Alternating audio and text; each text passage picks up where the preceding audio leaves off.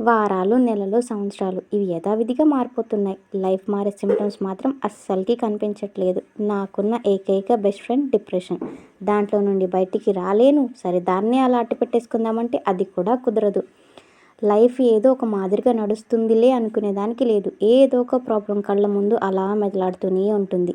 అసలు లైఫ్ ఏంటి, ప్రాబ్లమ్స్ ఏంటి అని ఆలోచించి నిద్రపోయేసరికి తెల్లారిపోతుంది. సరే తొందరగా నిద్ర పట్టింది అనుకుంటే మధ్యలో మెలకువ వస్తే మళ్ళీ నిద్ర పట్టడానికి ఆపసోపాలు పడాల్సి వస్తుంది. ఏంటో ఈ లైఫ్ అస్సలకి అర్థం కావట్లేదు. లైఫ్ మారిపోయినా, మనుషుల్లో మార్పు వచ్చినా, జనరేషనే మారిపోయినా మనం మాత్రం అస్సలకి మారకూడదు. వీలైనంత వరకు న్యాయం, నిజాయితీగా ఉండాలి. వీలైనంత వరకు ఎవరిని చీట్ చేయకూడదు. మన మీద ఎవరైనా నమ్మకం పెట్టుకున్నారా, మనం ఎవరికైనా మాట ఇచ్చామా, ప్రాణం పోయినా అవి దాటకూడదు.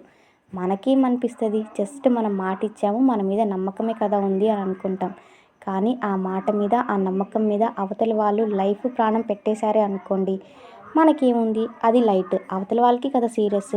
వాళ్ళ ప్రాణం మనమే తీసిన వాళ్ళం అవుతాము. వీలైనంత వరకు నిజాయితీగా ఉందాం. ఎవరిని చీట్ చేయకుండా ఉంటే చాలు. లైఫ్ అదే ఒక దారి చూపిస్తుంది. నాకు తెలిసిందంతా ఇదే. అందరికీ చెప్పేంత పెద్దదాన్ని కాదు, ఏదో నాకు తెలిసింది చెప్తున్నాను. ఇలా ఆలోచించి మనం బాధపడినా సరే అవతల వాళ్ళు హ్యాపీగా ఉండాలి అని ఆలోచిస్తారు చూసారా, వాళ్ళే ఎక్కువగా స్ట్రగుల్స్ ఫేస్ చేయాల్సి వస్తుంది. అయినా ఇప్పుడున్న జనరేషన్లో అబద్ధం ఉన్నంత అందంగా మంచి ఉండదు. మంచికి అసలు రోజులు ఎక్కడున్నాయండి, ఆ రోజులు ఎప్పుడో పోయినాయి.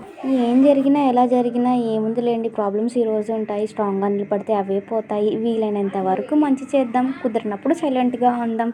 ఎందుకు ఒకరిని ఏడిపించి వాళ్ళు ఉసురు పోసుకోవడం. ఏమంటారు మీరు? కరెక్టా రాంగా?